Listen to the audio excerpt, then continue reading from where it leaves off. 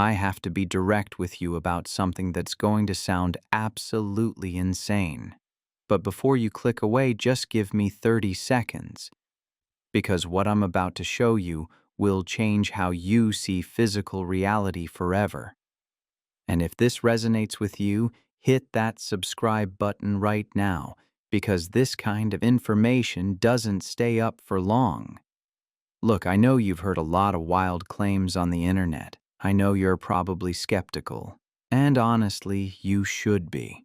But what I'm about to share with you isn't theory. It's not speculation. It's not some guru trying to sell you a course. This is something you can verify yourself tonight with materials you already have in your kitchen. And when you see the results, when you experience the shift firsthand, everything you thought you knew about how reality works is going to crack wide open. There's an ancient ritual that proves something modern science tried to bury. Minerals don't just sit there being inert matter. They're actively absorbing, transmuting, and storing energy, especially the toxic kind that's destroying your life right now. And salt, the thing sitting in your kitchen that you think is just for flavoring food, is the most powerful energy technology you've ever ignored. Stay with me, because I'm going to prove this to you in a way that you can test tonight.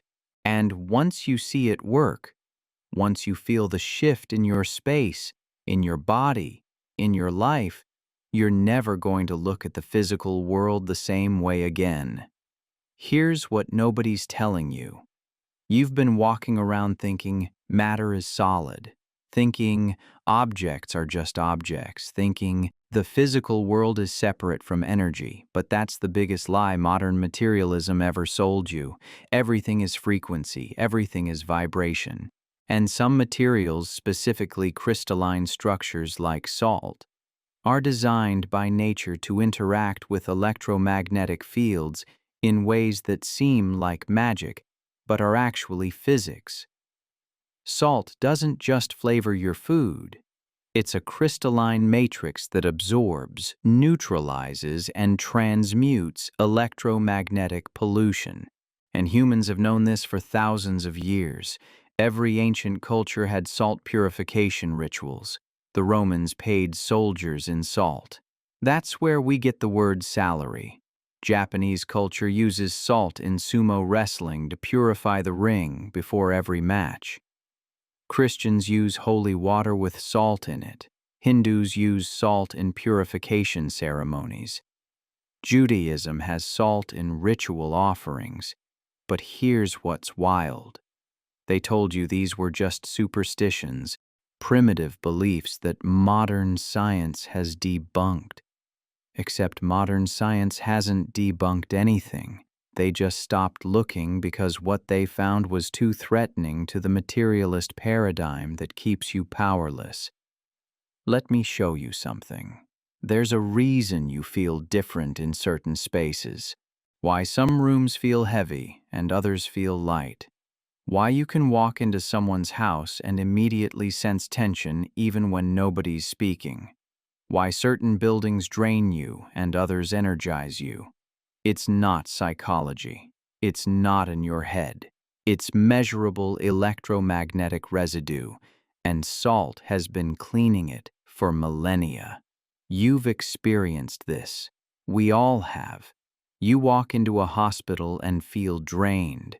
You walk into a forest and feel revitalized. You enter your own home after a fight with your partner, and the walls feel like they're closing in. That's not imagination. That's your nervous system reading the electromagnetic signature of the space, and most people never learn to clear it because nobody teaches this anymore. The ancient ritual I'm talking about is so simple it sounds stupid, but I need you to actually do this, not just hear about it, because the difference between knowing and experiencing is everything. Here's what you do. You take sea salt, not table salt, real unprocessed sea salt or Himalayan salt, and you place it in the corners of your room. Just small bowls or even piles of it. You leave it there for 3 days. Then you look at it. What happens next is what woke me up to this whole thing. The salt changes.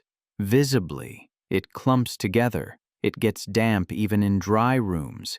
Sometimes it turns gray or brown. It literally shows you that it absorbed something. Now skeptics will say it's just humidity. But explain why it happens more in rooms where there's been conflict, illness, or heavy emotional energy. Explain why it happens faster near electronics. Explain why people report feeling lighter, sleeping better, having clearer thoughts after doing this. You can't. Not with the humidity explanation, because something else is happening. The crystalline structure of salt is interacting with subtle electromagnetic fields that your body produces and responds to, fields that carry emotional imprints, fields that get disturbed by conflict, stress, fear, anger, and salt neutralizes them. Now, I know what you're thinking. You're thinking this sounds like New Age nonsense, but here's the thing. This isn't New Age. This is Old Age. This is ancient technology that works so well they used it for thousands of years until modern materialism convinced you that matter is dead and energy is just a metaphor, but matter isn't dead. Matter is condensed energy. Einstein proved that E equals mc squared. Energy and matter are interchangeable. And if matter is just energy vibrating at a different frequency, then of course it can absorb and transmute other frequencies. That's not magic. That's resonance. That's physics. Salt has a specific crystalline structure. It's a cubic lattice, perfectly organized, highly stable. And stable structures can absorb chaos. That's how water filtration works. That's how activated charcoal works. That's how air purifiers work. They use materials with specific structures to trap and neutralize contaminants. Salt does the same thing with electromagnetic and emotional frequencies. The cubic crystal structure of salt is one of the most stable geometric arrangements in nature. Each sodium atom is surrounded by 6 chloride atoms. Each chloride atom is surrounded by 6 sodium atoms. This creates a 3-dimensional lattice of perfect symmetry, and that symmetry is key. Chaos seeks order. Disorganized energy is attracted to organized structures. This is thermodynamics. Entropy naturally moves toward equilibrium. High-energy systems discharge into low-energy systems. Turbulent flows stabilize around still points. And chaotic electromagnetic fields organize around stable crystalline matrices. That's why salt works. It's offering order to chaos, structure to randomness, a stable container for unstable energy. The crystal lattice acts like a molecular sponge, but instead of absorbing liquid, it's absorbing frequency. It's pulling in scattered electromagnetic information and holding it in place. And here's the beautiful part. Once the salt absorbs that chaos, once it holds that frequency, the crystal structure prevents it from re-releasing back into your space. The energy is trapped in the lattice. That's why you have to dispose of the salt, because it's now carrying what it absorbed. It's full. It's done its job. And here's where it gets really interesting. Your body knows this instinctively. That's why you crave salt when you're stressed. That's why salt baths feel so healing. That's why the ocean, which is full of salt, makes you feel reset. Your nervous system recognizes salt as a neutralizing agent, not just chemically for your electrolytes, but energetically for your field. When you're under stress, your body dumps sodium through sweat and urine. You're literally losing salt, and your body craves it back because salt regulates nerve function, muscle contraction, fluid balance, and electromagnetic signaling between cells. Every electrical impulse in your body requires sodium. Your neurons fire because of sodium channels opening and closing. So when you're stressed, when your nervous system is in overdrive, you're burning through sodium faster than normal, and your body knows it needs more. That salt craving isn't random. It's your biology trying to maintain homeostasis. But it's not just chemical. When you take a salt bath, when you immerse yourself in salt water, you're creating an external electromagnetic field that your biofield can entrain to. The salt water creates a coherent field, and your body, which is mostly water and runs on electrical signals, naturally synchronizes with that coherence. It's the same principle as why walking barefoot on the beach feels so grounding. You're connecting with the Earth's electromagnetic field. You're allowing your body to discharge excess positive charge. You're reestablishing electrical balance, and the salt in the ocean enhances that effect because salt water is an excellent conductor of electricity. Think about it.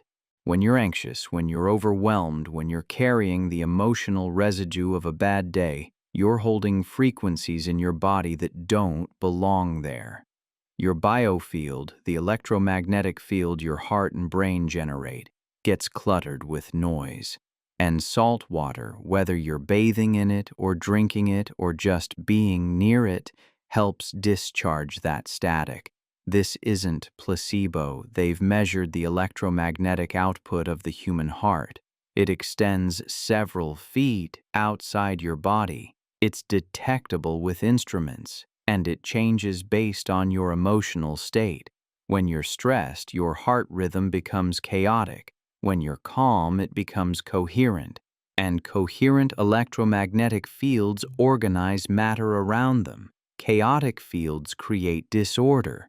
Your heart generates an electromagnetic field that's 60 times stronger than your brain's. And that field extends beyond your skin. It interacts with other fields. It affects the people around you. It shapes the space you occupy. When you walk into a room, your field arrives before you do. People feel it before they see you. That's why presence is real. That's why some people light up a room and others drain it. So when you walk into a room where people have been fighting, you're walking into electromagnetic chaos. Residual frequencies that haven't dissipated yet. And your nervous system picks up on it immediately. You feel it before you think it. That's not intuition. That's your biofield detecting another field. Salt absorbs that chaos. It acts like a buffer, a neutralizer, a reset button for the space. And the reason the ancients knew this wasn't because they had electron microscopes. It's because they observed reality without the filter of materialist reductionism. They tested things empirically. They noticed patterns. They paid attention to what worked. Modern science demands double-blind studies before it believes anything. But double-blind studies are designed to eliminate subjective experience, which means they're designed to ignore the observer effect. The fact that consciousness affects measurement, the fact that intention changes outcomes, the fact that you are not separate from what you're observing. The double-blind methodology was created to study drugs and physical interventions where the observer shouldn't matter, where a pill should work regardless of who's taking it or who's administering it. And that's fine for chemistry, but it's completely inadequate for studying consciousness-based phenomena. Because when you're working with intention, when you're programming salt with your awareness, when you're actively participating in the process, you can't blind yourself from it. The act of setting intention is the intervention. Removing that to satisfy scientific protocol removes the very thing that makes it work. This is why meditation studies are so difficult. How do you create a placebo for meditation? You can't tell someone to meditate without knowing they're meditating. The awareness that you're meditating is part of what makes it effective. Same with prayer, same with ritual, same with any practice that involves conscious participation. But science treats this as a bug when it's actually a feature. The fact that intention matters, that consciousness participates, that the observer is entangled with the observed, this isn't a flaw to be eliminated. This is the deepest truth of reality that quantum physics has been screaming about for a century. And salt rituals involve intention. You're not just throwing salt on the floor randomly, you're placing it with purpose. You're setting an intention for it to absorb negativity. And that intention, that conscious focus, is part of the mechanism. Because you're not just a passive observer, you're an active participant in the field. This is what quantum physics has been trying to tell you for 100 years. The observer collapses the wave function. Consciousness affects matter. And the ancients knew this without needing the math. They just knew that when you combine a physical tool, like salt, with focused intention, you get results. Quantum physics discovered that particles exist in superposition until they're observed, that the act of measurement changes what's being measured, that there's no objective reality separate from the observer. And this broke physics. This shattered the mechanistic worldview, because it means consciousness isn't separate from matter. It means your attention literally shapes reality at the quantum level. But the ancients never thought consciousness was separate. They never bought into the Cartesian split between mind and matter. They knew that what you focus on grows, that what you intend manifests, that your inner state affects outer reality.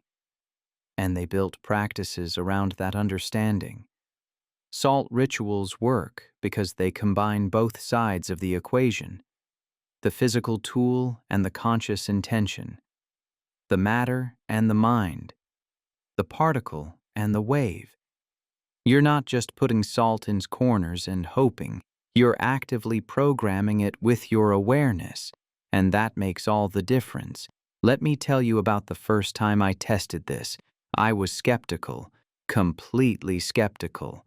I thought it was going to be one of those things that people believe because they want to believe it, not because it's real, but I tried it anyway because I'm willing to be wrong if it means discovering something true. I had just moved into a new apartment, and the energy felt off. I can't explain it better than that. It just felt heavy. I wasn't sleeping well. I felt anxious for no reason.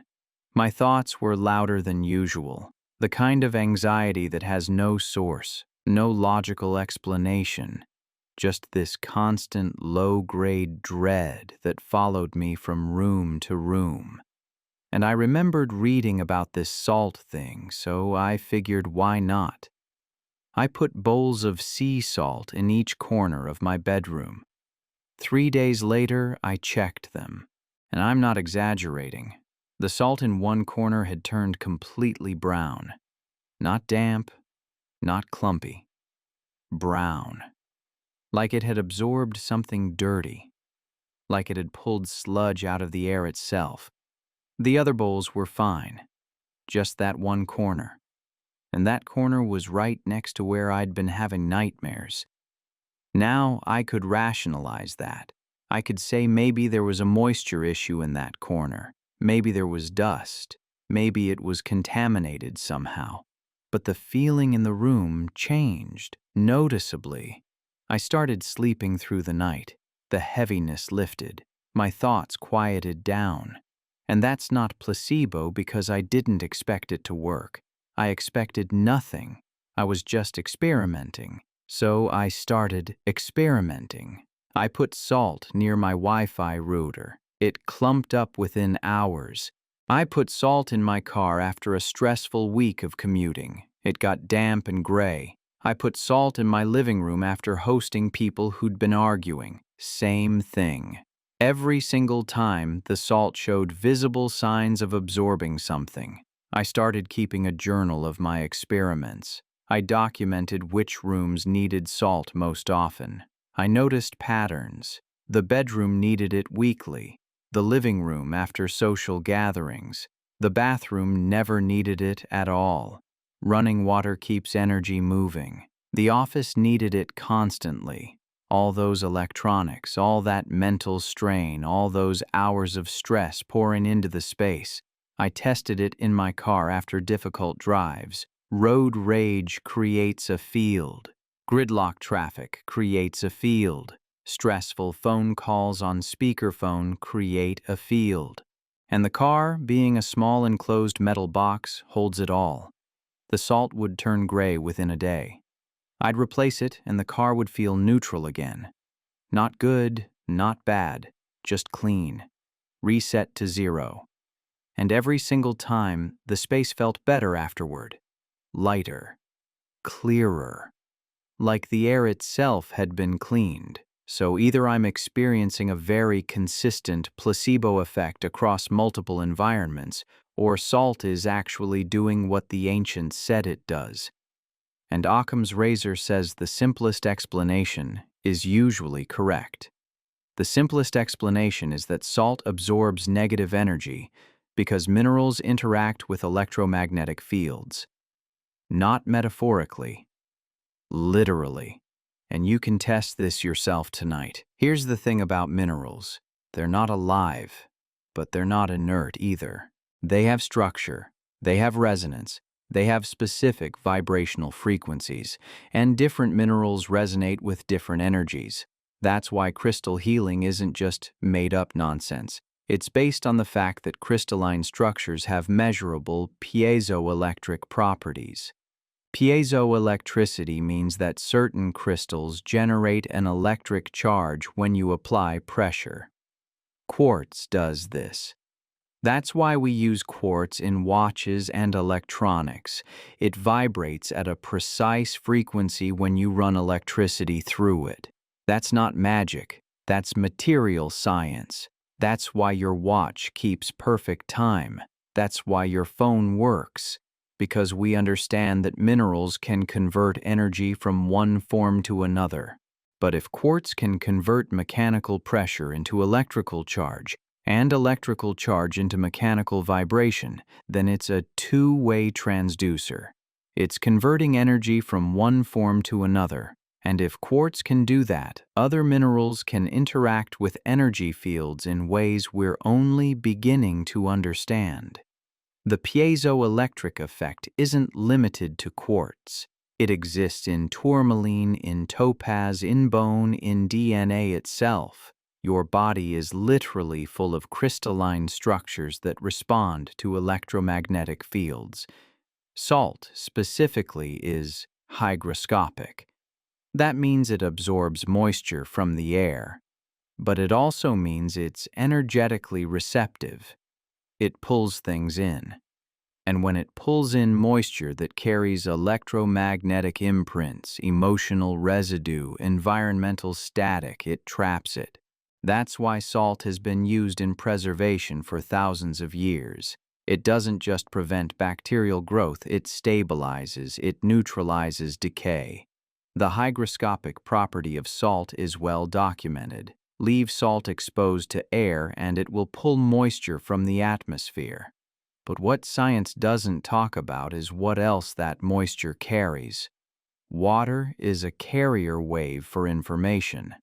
Water holds memory. Masaru Emoto's water crystal experiment showed that water's structure changes based on the energy it's exposed to. Positive words create beautiful crystals. Negative words create chaotic formations. And if water holds memory, if water carries information, then the moisture that salt absorbs isn't just H2O. It's carrying the energetic signature of whatever happened in that space. The argument, the anxiety attack, the electromagnetic radiation from the router, and salt traps it all. And decay isn't just physical, decay is energetic. When something rots, it's losing coherence. It's moving from order to chaos, and salt prevents that. It holds structure. It maintains integrity. That's why you feel more stable, more grounded, more clear when you use salt intentionally. Now let's talk about why they don't teach you this.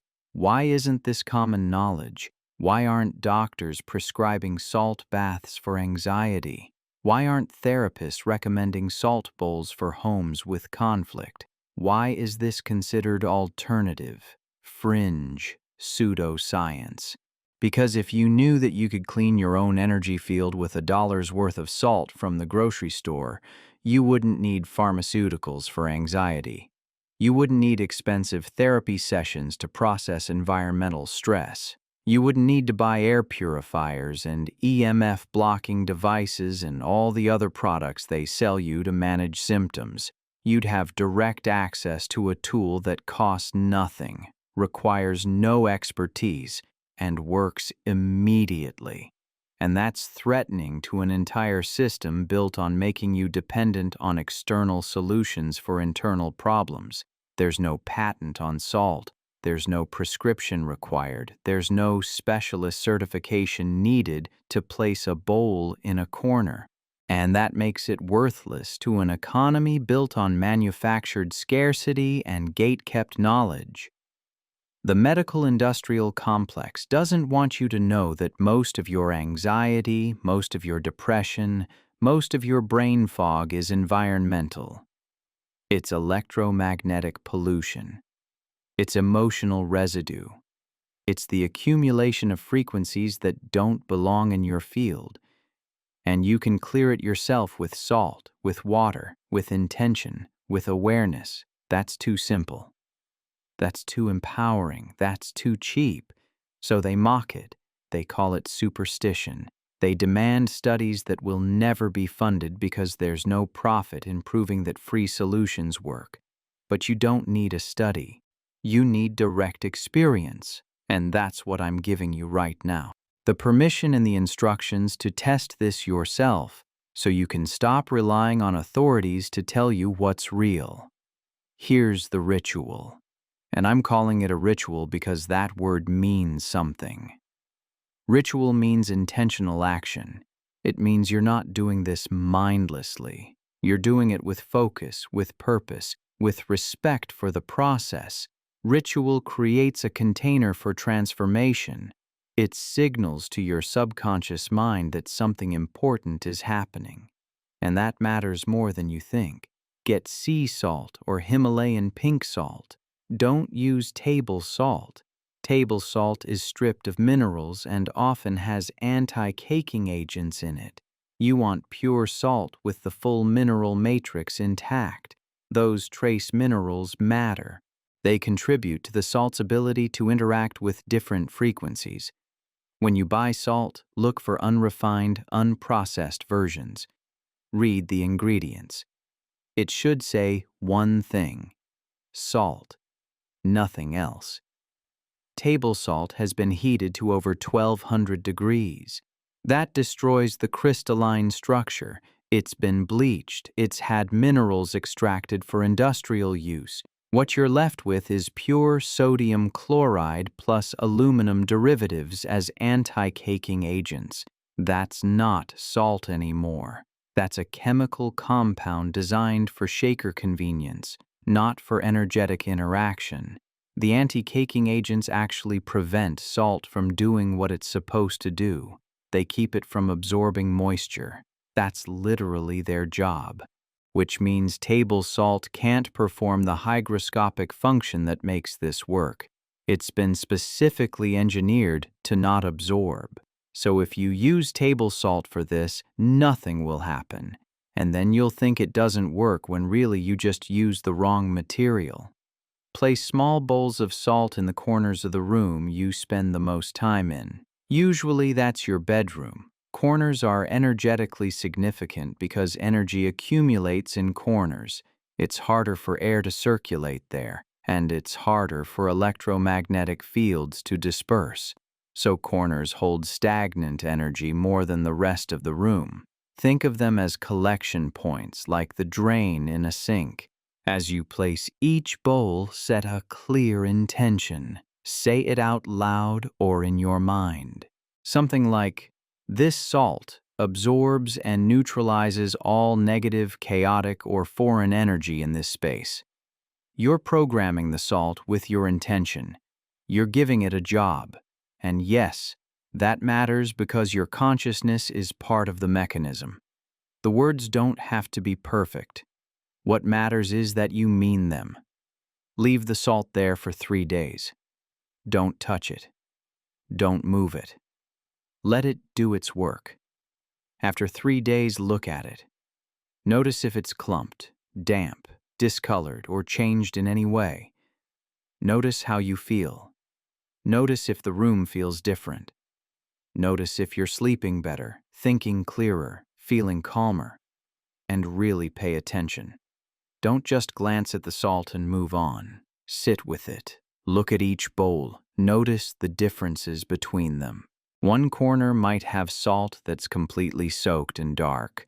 Another might be barely affected. That's telling you something about the energetic distribution in your room. Notice how your body feels in the space.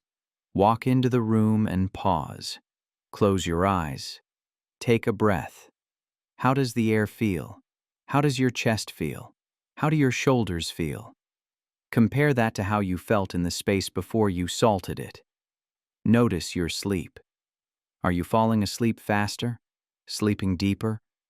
Waking up more refreshed? Or having different dreams? Write it down. Notice your thoughts. Are they quieter? Less repetitive? Less anxious? Or are you able to focus better? Are you more creative? Write it down. This is data.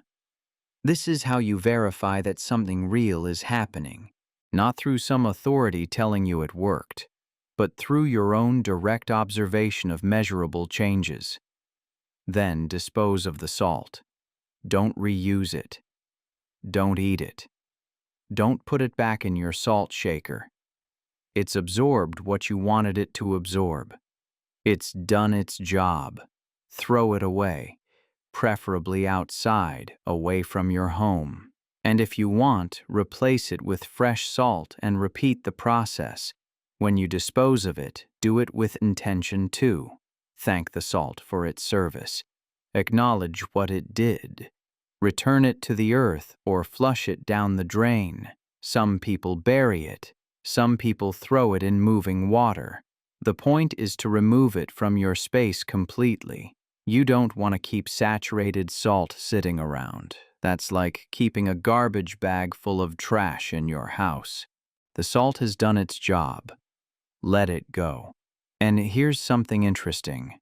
The salt knows when it's done.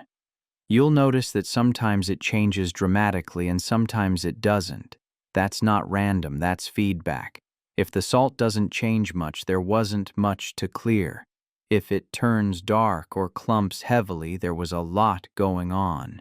You're getting real-time information about the energetic state of your space. Some people do this monthly, some do it after stressful events. Some keep salt in their space permanently and replace it when it clumps. There's no wrong way to do this as long as you're intentional. Now let me tell you what happens when you start doing this regularly. You become sensitive. You start noticing energy in ways you didn't before. You'll walk into a space and immediately know if it's clean or cluttered energetically. You'll feel the difference between a room that's been salted and one that hasn't. You'll start recognizing when you're carrying frequencies that aren't yours. And that sensitivity is power. Because you can't change what you can't perceive. Most people are energetically numb. They're so overloaded with stimulus, so disconnected from their bodies, so distracted by screens and noise that they've lost the ability to feel subtle energy. And when you can't feel it, you can't manage it. They walk through life being buffeted by invisible forces, wondering why they feel anxious in crowds, drained after social events, restless in their own homes. And they never make the connection because nobody taught them that energy is real. Your sensitivity isn't gone. It's just buried under layers of conditioning and stimulus overload. Children are naturally sensitive. They feel energy. They know who's safe and who's not. They sense tension before adults acknowledge it. They have nightmares in certain rooms. They refuse to go into certain spaces, and adults tell them it's their imagination. But it's not imagination, it's perception. And we train it out of them. We tell them there's nothing there. We tell them to stop being scared of nothing. We gaslight them into ignoring their own direct experience. And by adulthood, most people have completely shut down their energetic perception. SALT practices bring it back, not because you're developing some new ability, but because you're remembering one you've always had. You're reactivating dormant circuitry. You're clearing the static that's been jamming your signal. But when you start practices like this, when you start intentionally working with minerals and elements, you rebuild that sensitivity. You reclaim your ability to sense your environment, and once you can sense it, you can shape it. You become the architect of your energetic reality instead of its victim. This is what the ancients understood. They weren't more spiritual than you. They were just more sensitive because they lived closer to nature, closer to the elements, closer to the direct experience of reality without technological interference. And they developed technologies, not electronic technologies, but elemental technologies to work with the forces that shape life. They understood that everything is technology. Fire is technology. Water is technology. Breath is technology. These aren't primitive tools that we've outgrown. These are fundamental forces that we've forgotten how to use. We think technology means computers and smartphones, but real technology is anything that gives you more power, more control, more capacity to shape outcomes. And elemental technologies are more powerful than electronic ones because they work with nature instead of against it. They don't require external power sources. They don't create pollution. They don't need to be charged or updated. They just work the way they've worked for millions of years because they're based on natural law. Salt was one of those technologies. So was fire. So was water. So was breath. These aren't symbols. These are tools, and you still have access to them. Here's something else they don't tell you. Your home accumulates energy the same way your body does. Every argument, every stressful phone call, every anxious thought, every fearful moment leaves an imprint, not just in your memory, in the space itself. And if you're not clearing that regularly, you're living in an energetic landfill. You're marinating the residue of every bad day you've ever had in that space. Think about it. You clean your house physically. You vacuum. You dust. You wash dishes. You take out the trash. You wouldn't let garbage pile up in your kitchen for months. You wouldn't let dust accumulate on every surface indefinitely. But when's the last time you cleaned it energetically? When's the last time you cleared the emotional residue, the electromagnetic static, the accumulated frequencies of daily life? When's the last time you reset the energetic baseline of your space? Most people never do this.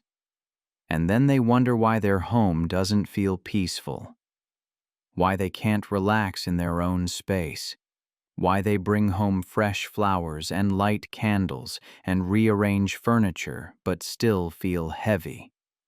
Because the energy underneath hasn't been addressed. You're rearranging furniture in a room full of emotional pollution. Salt clears that. Quickly. Effectively. Inexpensively. And once your space is clear, everything else gets easier. Your thoughts are clearer, your emotions are more stable, your sleep is deeper. Your relationships improve because you're not absorbing each other's stress as much. This is why wealthy people hire feng shui consultants and energy healers to clear their homes.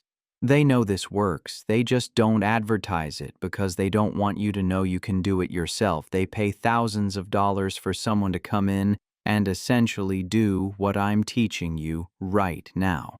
Except those consultants will use sage and singing bowls and complex rituals that make it seem like you need special training. You don't. You need salt and intention. That's it. The rest is theater designed to justify the price tag. Now, I'm not saying those other tools don't work. They do, but they're not necessary. Salt alone will get you 90% of the way there for less than $5.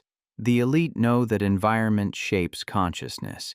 They know that if they want to think clearly, make good decisions, maintain high energy, they need to control their energetic environment first, so they invest in it. They hire people to manage it. They treat it as seriously as they treat their physical health. But they learned this from traditions that are freely available to anyone willing to study them. They're not special. They just had access to knowledge that wasn't taught in mainstream education. And now you have access to it too. Let me tell you about something called the Schumann resonance. It's the electromagnetic frequency of the Earth itself, 7.83 Hertz. That's the baseline frequency that the Earth's electromagnetic field resonates at. And human brains, when they're in deep relaxation or meditation, sync up with that frequency. That's not coincidence. That's design. That's how we're supposed to function. We evolved in resonance with the Earth's field. Our biology is tuned to that frequency, and when we're in sync with it, we feel good. We're calm, we're clear, we're healthy. Our nervous systems operate optimally. Our brain waves naturally settle into coherent patterns. Our hearts beat in rhythm with the planet.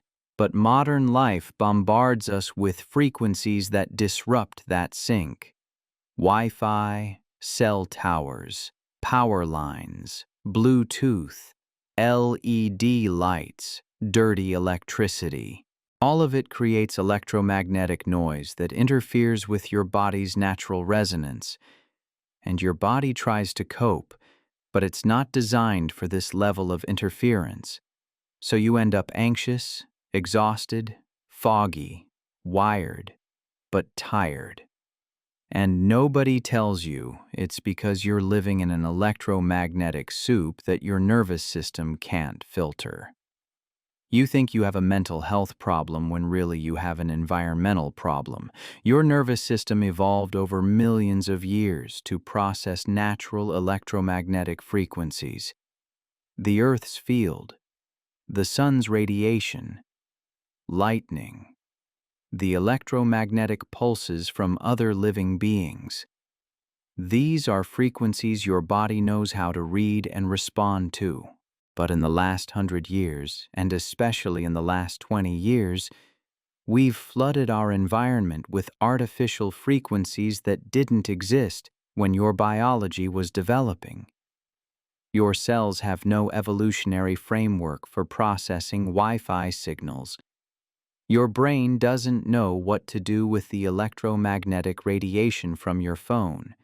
Your nervous system can't distinguish between the natural pulse of the Earth and the artificial buzz of LED lights. So it does what any overloaded system does. It starts breaking down. You get inflammation, you get anxiety, you get insomnia, you get brain fog, you get chronic fatigue.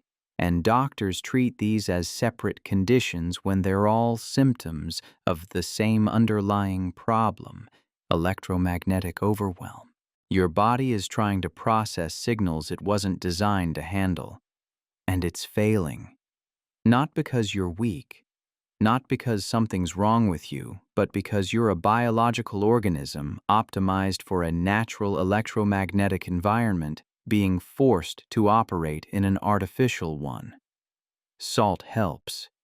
Not because it blocks EMF, but because it provides a grounding, stabilizing influence. It absorbs some of the chaos. It gives your system a break. And when combined with other practices like grounding, spending time in nature, reducing screen time, it allows your body to resync with the Earth's baseline frequency. That's why salt baths are so healing. You're immersing yourself in a solution that mimics the ocean, the primordial environment where life began.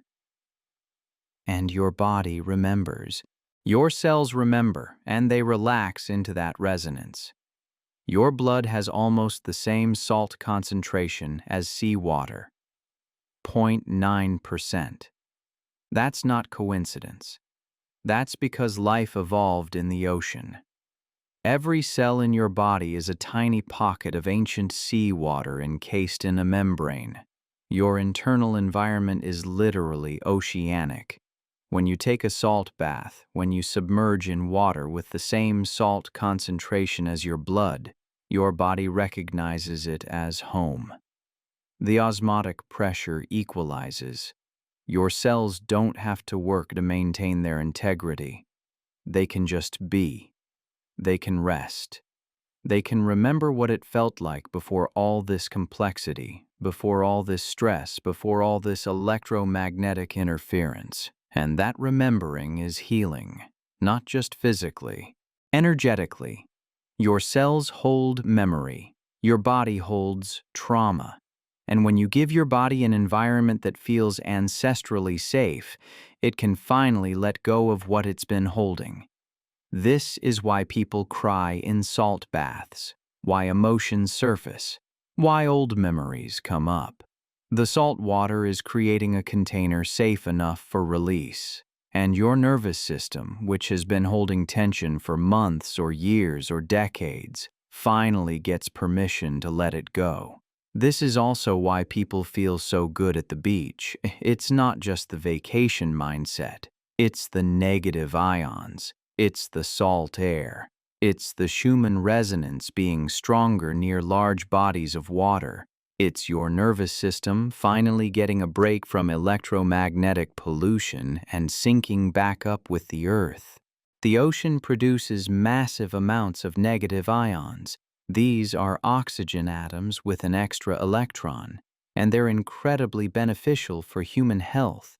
They increase serotonin, they boost mood, they improve breathing, they enhance mental clarity. That's why the air feels so fresh at the beach. That's why you breathe easier. That's why your mood lifts immediately. And it's not placebo. Studies have measured negative ion concentrations in different environments. The ocean has the highest. Waterfalls are second. Forests are third. Cities have almost none. In fact, most indoor environments have positive ions, which make you feel tired and foggy. Air conditioning, heating systems, electronics all create positive ions. So when you go to the beach, you're not just relaxing. You're literally recharging. Your cells are absorbing negative ions. Your nervous system is resetting. Your biofield is clearing. And the salt water is pulling out electromagnetic static from your body. But you don't need to live at the beach to access this. You can create a microenvironment in your home that supports your nervous system. And salt is one of the simplest ways to do it. Now let's get into why different salts have different effects. Not all salt is the same. Table salt is sodium chloride stripped of everything else. It's chemically pure, which sounds good, but it's energetically dead. It doesn't have the mineral complexity that gives salt its full spectrum of benefits. It's been bleached, processed, heated to extreme temperatures, and had anti-caking agents added. You're left with a shadow of what salt is supposed to be. Sea salt contains dozens of trace minerals: magnesium, potassium, calcium, zinc, iron, copper, manganese.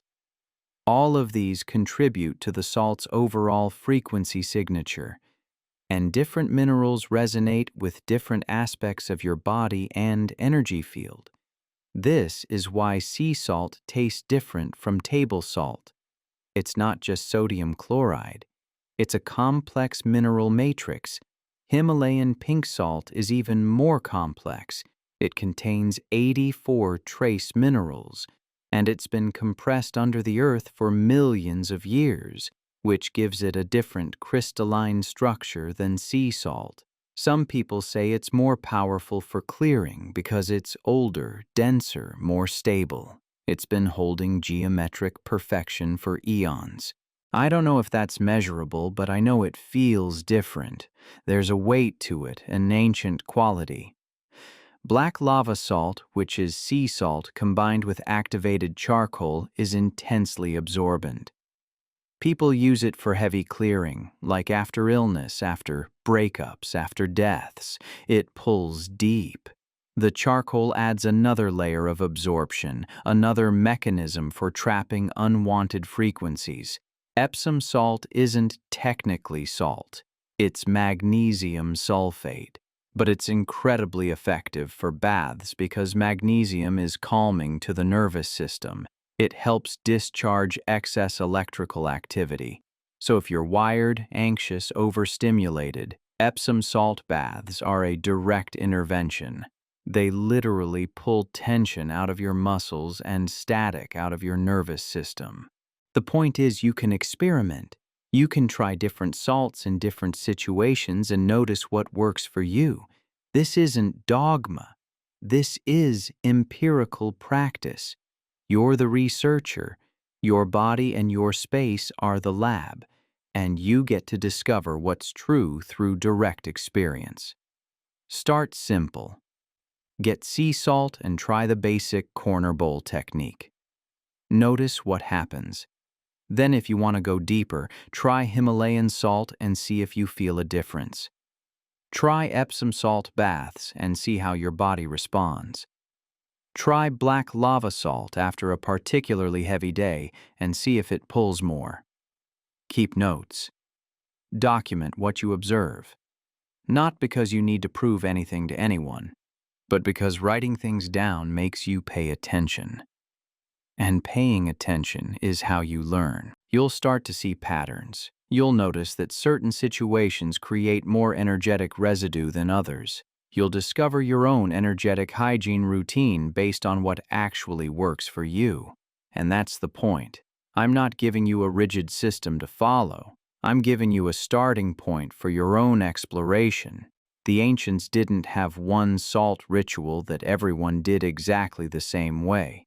They had principles, frameworks, and people adapted them to their specific needs and circumstances. You get to do the same.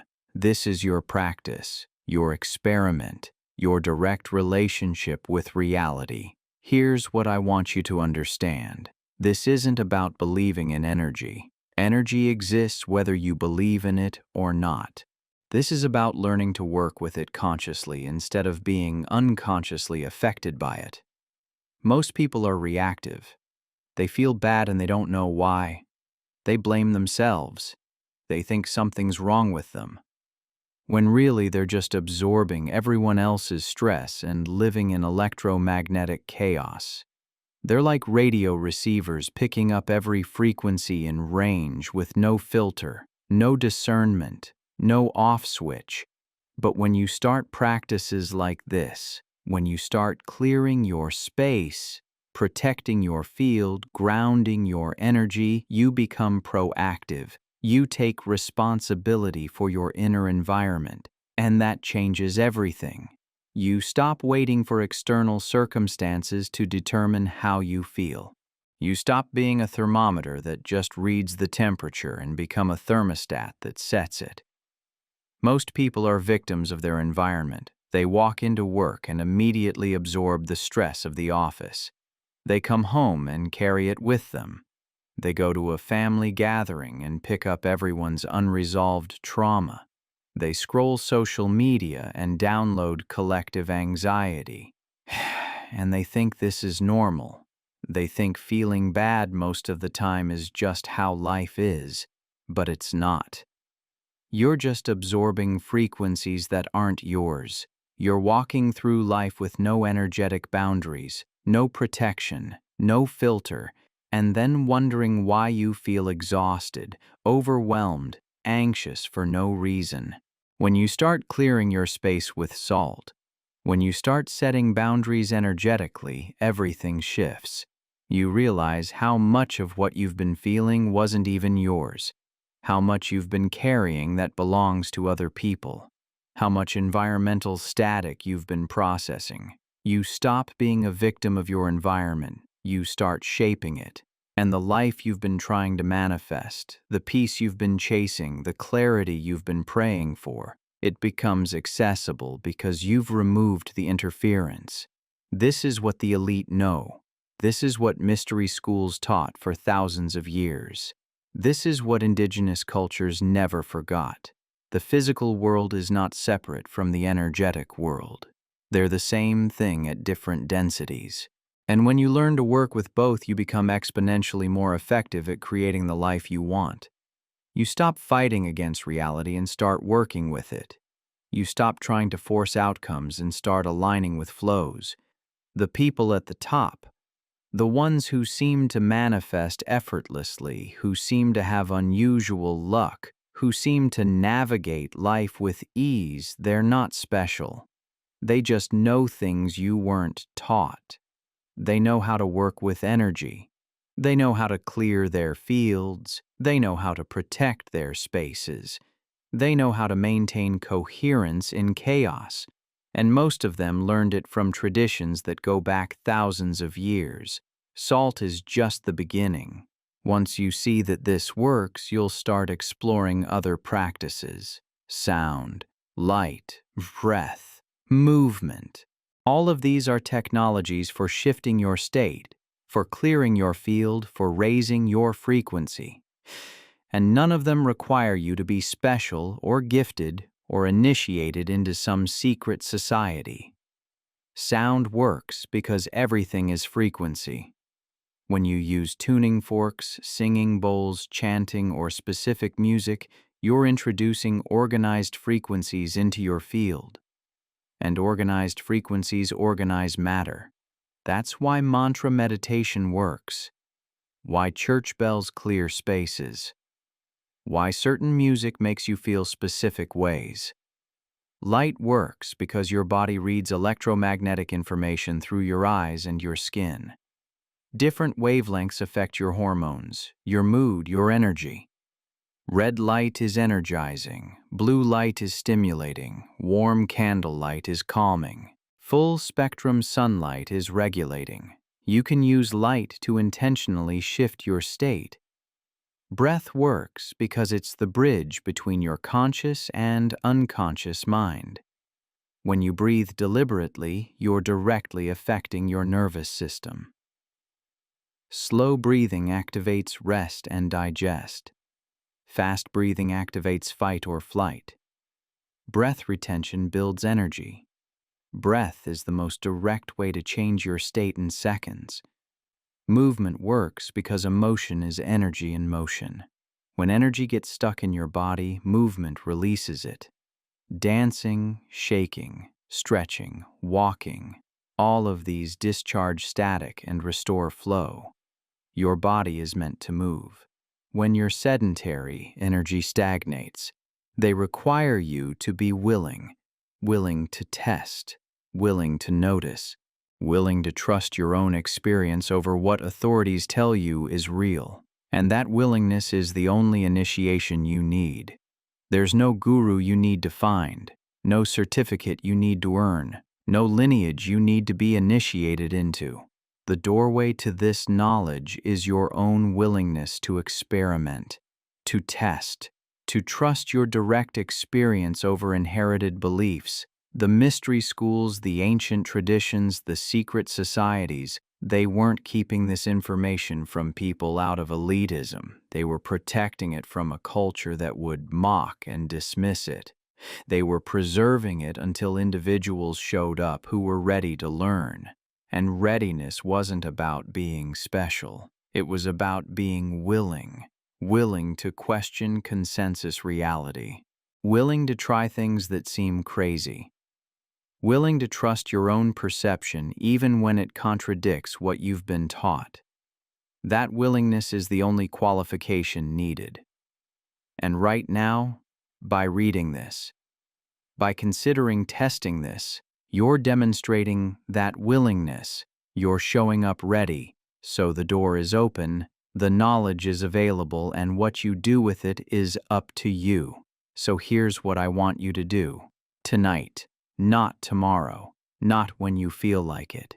Tonight, go get some salt and place it in the corners of your room. Set the intention. Let it work.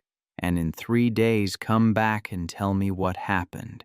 Because I already know what's going to happen. You're going to see the salt change. You're going to feel the shift. And you're going to realize that you have access to tools that nobody told you about. Tools that don't cost anything. Tools that don't require expertise. Tools that work immediately when you use them with intention. And once you realize that, you're going to start questioning everything else they told you was impossible. You're going to wonder what else they've been hiding. What else works that you were told doesn't? What else is real that you were told is fantasy? You're going to start questioning why certain knowledge was removed from mainstream education. Why your ancestors knew things that you had to rediscover on the internet. Why indigenous cultures maintain practices for thousands of years that modern science dismisses without actually testing. You're going to start noticing that there's a pattern, that anything free, accessible, and empowering gets labeled as pseudoscience, while anything expensive, gate-kept, and disempowering gets institutional backing. That's not an accident. That's a feature of a system designed to keep you dependent. But once you see it, you can't unsee it. Once you realize you can heal yourself with salt and water and breath and intention, you start wondering what else you can do. And that questioning is dangerous to power structures built on manufactured dependence. And that questioning, that willingness to test reality for yourself instead of accepting what authorities tell you, that's the real initiation. That's when you step out of the matrix of manufactured consensus and into direct experience. That's when you take your power back. And it all starts with a bowl of salt in the corner of your room.